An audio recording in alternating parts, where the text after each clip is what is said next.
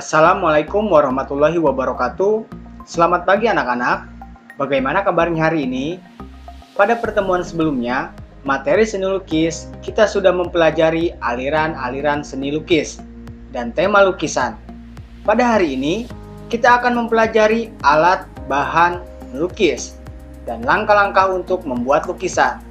Tonton videonya sampai habis ya, agar kamu dapat menambah pengalaman dan pengetahuan dalam melukis. Oh iya, yang belum subscribe, jangan lupa subscribe dan bantu channel ini supaya lebih berkembang ya. Terima kasih. Alat dan bahan melukis. Beragam pilihan alat, bahan, dan media yang digunakan sesuai jenis dan gaya karya yang diinginkan. Media berkarya seni lukis sangat beragam, tergantung dari teknik yang digunakan. Berikut ini adalah penjelasan mengenai alat dan bahan untuk kegiatan melukis. Mari kita mulai. Pensil. Jenis pensil dibedakan berdasarkan tingkat kekerasan atau kehitaman karbonnya, berdasarkan kode huruf B atau H. Pensil kode B menandakan jenis pensil lunak dan hitam, terdiri dari berbagai kode. Sangat tepat digunakan untuk menggambar. Sementara pensil berkode H menandakan jenis pensil keras. Dalam video ini kita dapat menyaksikan berbeda jenis pensil berdasarkan kode, berbeda pula tingkat kehitamannya. Pensil arang atau konte. Pensil arang terbuat dari sejenis arang halus dan biasa digunakan untuk menggambar atau melukis potret. Sifatnya hitam pekat dan agak sulit untuk dihapus. Pensil arang memiliki 3 jenis. Yang pertama ada jenis dart.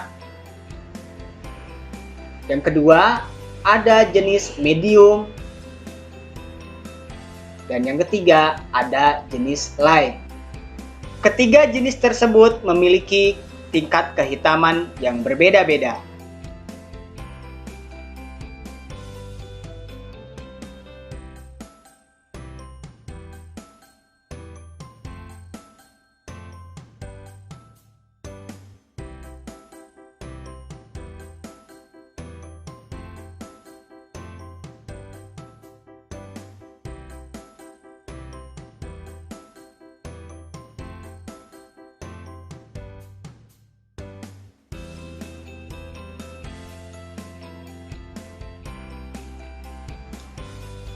Pastel dan krayon.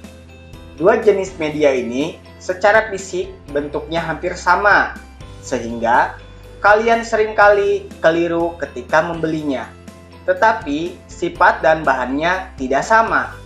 Pastel atau oil pastel biasanya terbuat dari bahan kapur dan bahan pengikat cair dan transparan untuk mengikat pigmen dengan kapur. Pastel sering dihubungkan dengan warna-warna yang lembut. Sedangkan krayon terbuat dari bahan kaolin dengan tepung warna sehingga terlihat lebih mengkilat dan keras. Sehingga krayon lebih banyak mengandung lilin, sehingga warna yang dihasilkan krayon cenderung mengkilat dan sedikit berminyak.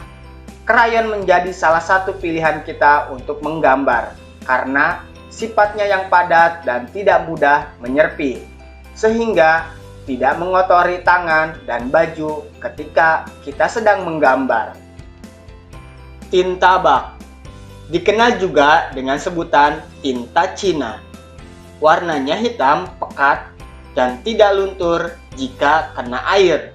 Kemasan tinta bak ini ada yang berbentuk cairan dalam botol dan berbentuk balok-balok kecil, atau dicairkan dulu sebelum digunakan.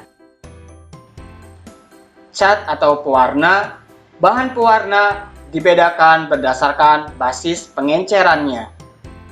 Cat air atau berbasis air, jenisnya ada 2, yaitu watercolor yang bersifat transparan dan poster color yang bersifat plakat.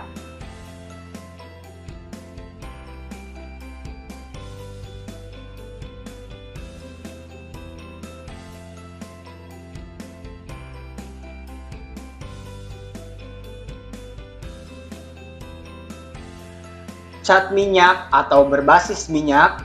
Jenis cat ini biasanya digunakan untuk melukis di atas kanvas. Sifatnya tidak mudah kering dan warnanya tahan lama.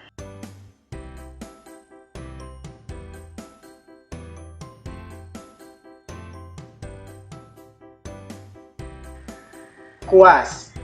Kuas merupakan alat yang digunakan untuk menguas atau mengecat ke media lukis. Jenis dan bentuk kuas beragam, dari bentuk, ukuran, serta harga yang sangat bervariasi. Pemilihan kuas tergantung dari goresan yang bagaimana yang akan kita inginkan. Jenis kuas yang pipih dan berujung lurus, datar, dipakai untuk bahan cat minyak. Sedangkan kuas dengan bulu berbentuk bulat dan berujung runcing dipakai untuk bahan cat air. Pisau palet terbuat dari aluminium tipis, fungsinya adalah untuk mencampur cat seperti layaknya kuas dan juga untuk membuat efek-efek goresan pada media lukis. Bentuk dan ukurannya tersedia berbagai jenis, ada yang runcing, lebat, dan juga bulat. Palet. Palet adalah media yang digunakan untuk tempat campuran cat. Jenis dan ukuran berbagai.